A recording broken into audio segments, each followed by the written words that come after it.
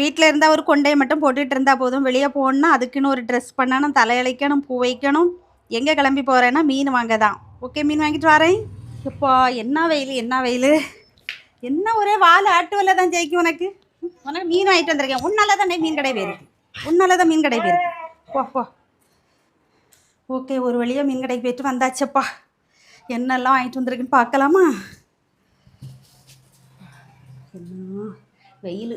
போகும்போது எப்படி மேக்கப் பண்ணிட்டு போனேன், இப்போ வேர்த்து தனியாக வடியுது.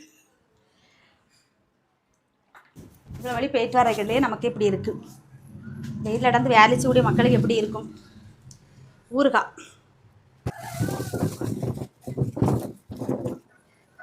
ஓகே, இன்றைக்கி நம்ம என்னெல்லாம் வாங்கியிருக்கோம் அப்படின்னாக்கி ஊறுகாய் வாங்கணுமா, பொட்டுக்கடலை, பல்லாரி, அதாவது பெரிய வெங்காயத்தை தான் எங்கள் ஊரில் பல்லாரின்னு சொல்லுவாங்க. அப்புறம் சின்ன வெங்காயம், பூண்டு, அதுக்கு இனமாட்டு வாங்கின மல்லிக்கீரை, அப்புறம் நெத்தலி மீன் வாங்கிட்டு வந்திருக்கு. ஐஸ் இல்லாத மீன் தான் பார்த்தீங்க. மீன் நல்லா மணமாட்டு தான் இருக்குது. எல்லாம் போட்டு ஒரு குழம்பு வச்சிட வேண்டியதுதான்.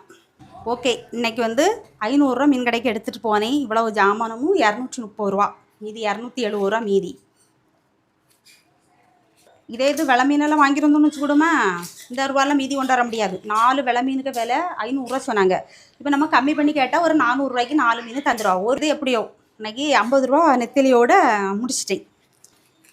2வது நாள் மீன் கடை சக்ஸஸ்ஃபுல்லாக போயிட்டு வந்தாச்சு. பாய், சியோ. உங்கள் வீட்டில் என்ன கூட்டு, என்ன குழம்பு, என்ன மீன் அப்படிங்கன்னு கமெண்ட்டில் சொல்லணும். சரியா? பாய்.